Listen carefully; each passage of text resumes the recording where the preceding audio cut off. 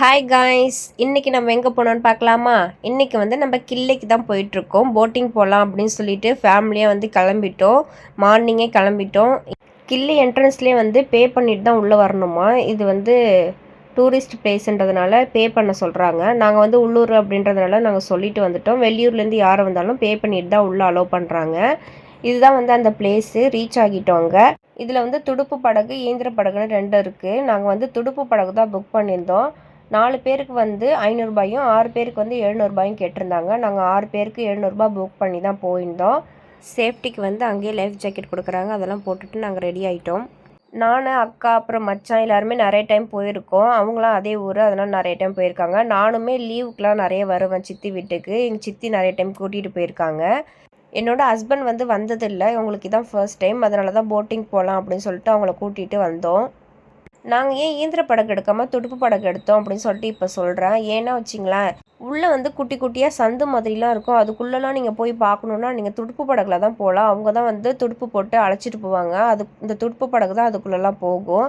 இந்த இயந்திர படகு வந்து மேலோட்டமாக மட்டும்தான் போகும். இந்த பெரிய ஆறு மாதிரியே இருக்குது பார்த்தீங்களா, அதில் மட்டும்தான் போகும் இந்த இயந்திர படகு. இந்த துடுப்பு படகு தான் சின்ன சின்ன சந்துக்குள்ளே கூட கூட்டிகிட்டு போய் காட்டினாங்க. அதனால தான் நாங்கள் துடுப்பு படகு யூஸ் பண்ணி போயிட்டுருந்தோம். அதில் தான் வந்து நிறைய சுற்றி காட்டினாங்க. சூப்பராக இருந்துச்சு. அதனால நீங்களும் போனீங்கன்னா துடுப்பு படகு யூஸ் பண்ணி போங்க. இதோ பார்த்தீங்களா, இது மாதிரி சின்ன சின்ன சந்துலலாம் வந்து இந்த துடுப்பு படகு போட்டு தான் அழைச்சிட்டு போவாங்க. இங்கெல்லாம் வந்து இயந்திர படகு வராது. நாங்கள் மேலோட்டமாக மட்டும்தான் இயந்திர படகுல காட்டுவாங்க.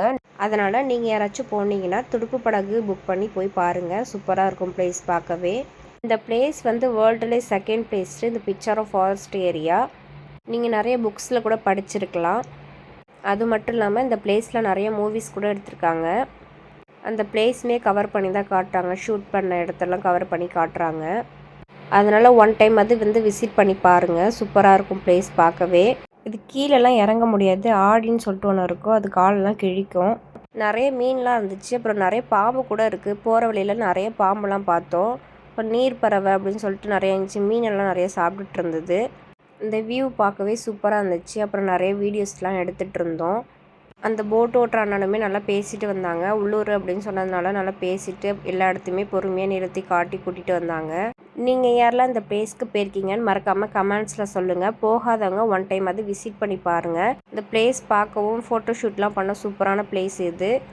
ஃபேமிலியாகவும் போகலாம், கப்புள்ஸாகவும் போகலாம். சூப்பராக என்ஜாய் பண்ணலாம் போனீங்கன்னா. நாங்களும் நல்லா என்ஜாய் பண்ணோம். நாங்கள் மட்டும் இல்லாமல் எங்கள் வீட்டு குட்டீஸும் நல்லா என்ஜாய் பண்ணாங்க. இந்த வீடியோ பிடிச்சிருந்துச்சின்னா லைக் பண்ணிவிட்டு நம்ம சேனலை ஃபாலோ பண்ணிக்கோங்க. நெக்ஸ்ட் எங்கே போனோம் நெக்ஸ்ட் வீடியோவில் பார்க்கலாம். நீங்கள் யாராவது இந்த ஊரில் இருந்தீங்கன்னா மறக்காமல் கமெண்ட் பண்ணிவிட்டு போங்க. பாய்.